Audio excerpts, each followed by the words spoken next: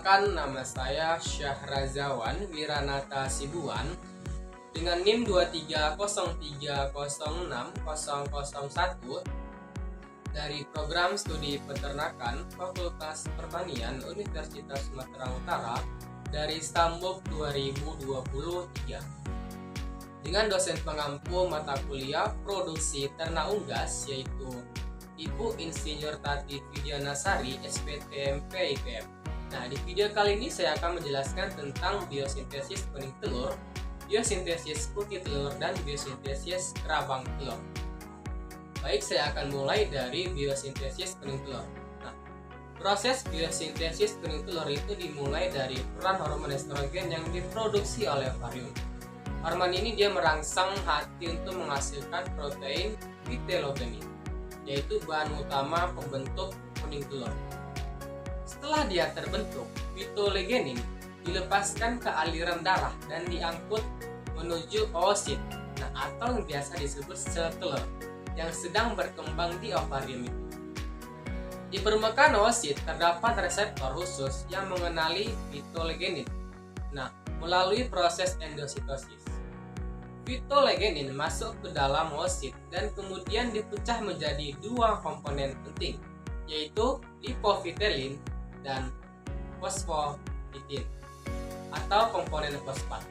Selain itu, oosit juga mengambil lemak dari darah yang dibawa dalam bentuk VLDL atau panjangannya adalah very low density lipoprotein. Lemak dan protein ini menyatu membentuk lapisan-lapisan kuning telur.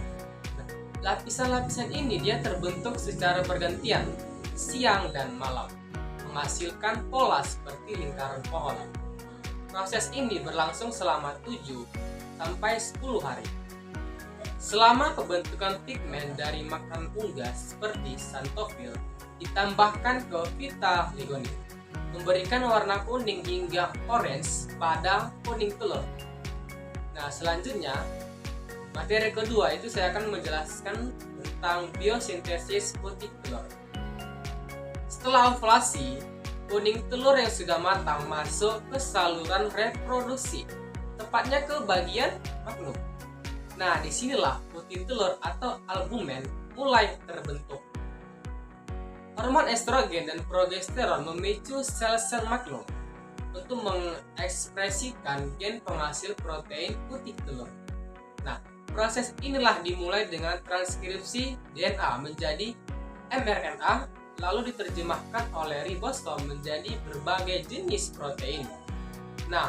Protein utama putih telur meliputi ovalbumin atau protein utama, lalu ovotransferin atau pengikat zat besi, lalu ovomucin atau inhibitor enzim, lalu lisogimi atau antibakteri, lalu ovomucin atau pemberi viskositas.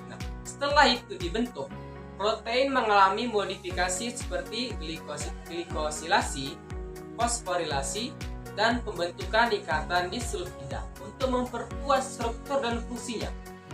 Selanjutnya, protein dikemas dalam vesicle secretory dan dikeluarkan ke lumen magnum. Putih telur terbentuk secara berlapis, dimulai dari lapisan kalajaperos atau terdekat dengan kuning telur.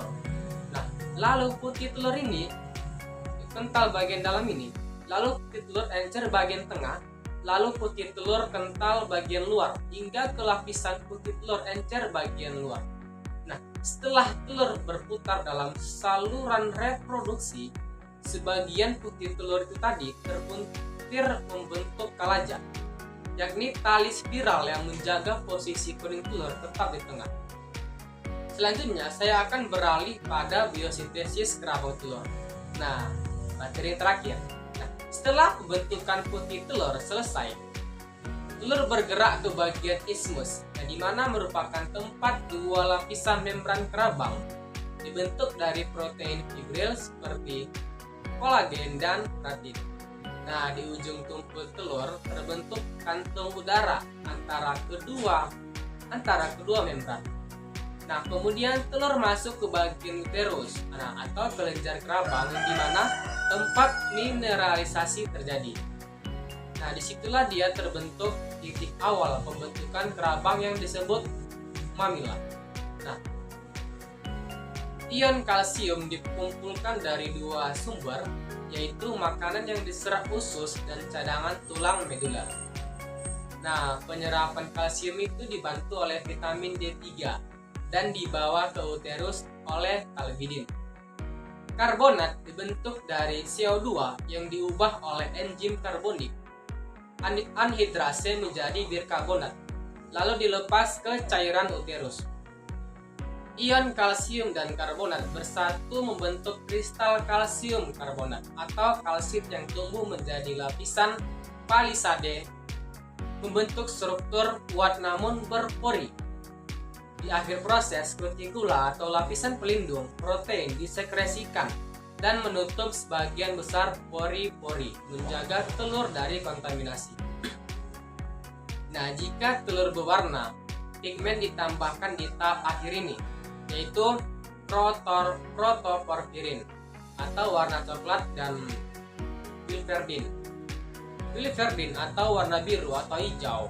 Nah, jadi setiap proses ini terjadi secara terkoordinasi oleh hormon dan berlangsung sekitar 24 sampai 26 jam. Nah, proses pembentukan kerabang memakan waktu paling lama sekitar 18 sampai 20 jam. Nah, itulah mungkin video materi yang bisa saya sampaikan. Jika kurang saya mohon maaf. Terima kasih. Wassalamualaikum warahmatullahi wabarakatuh.